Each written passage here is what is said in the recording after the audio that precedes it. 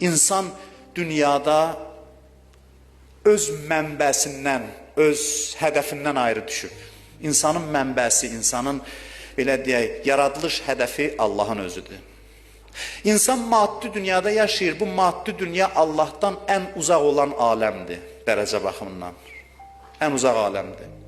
İnsan bu dünyada yaşayarkən qəlbə içində bir həsrət var, bir yanğı var.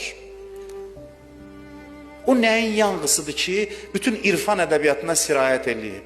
O hansı ayrılıqdır ki, insanların, ariflərin yuxusunu ərşə çəkib? Hamısı hicrandan şikayət ediblər.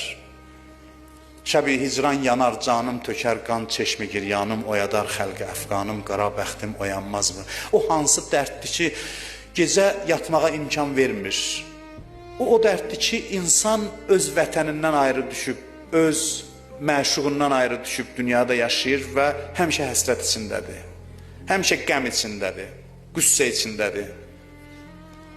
İnsan deməli ona qovuşacağı anın intizarındadır. Dünya ayrılıq yeridir, behişt qovuşmaq yeridir, cənnət qovuşmaq yeridir.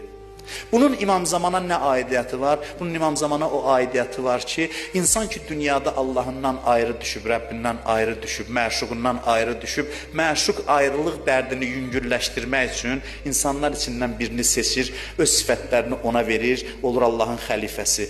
Onun iyini bundan alırlar. Ana deyərək ki, oğlundan ayrı düşər, oğlu dünyasını dəyişər, deyər, onun iyini nəvəmdən alıram məsələn. Biz də Allahın iyini Allahın övliyalarından alırıq.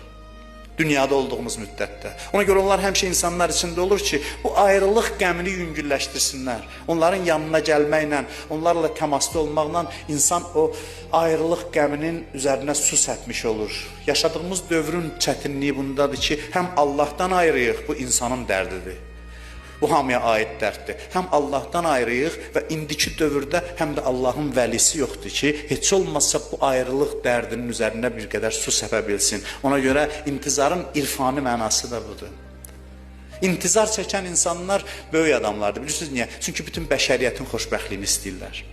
Egoist insan İmam Zamanı gözləyə bilməz. İmam Zaman gəlir ki, bəşəriyyətin qızıl dövrüdürsə, bütün insanlığın xoşbəxt olmasını arzulayan insanlar İmam Zamanın intizarında ola bilərlər. Allah o həzrətin zuhurunu görməyi bizə nəsib eləsin. Müqəddəs gecəti Qədr gecəsindən sonra ən üstün gecədir, bilirsiniz, hədislərimizdə var. Və bu gecə səhərə qədər dua etmək çox yaxşıdır. Bir-birinizi və mənim də sizdən xahişim var ki, məni də dualarınızda yad edəsiniz. Allah bu bayramı bizə mübarək eləsin. Allah İmam Zaman əleyhissalamdan bizi dünya və axirətdə kənara salmasın inşallah.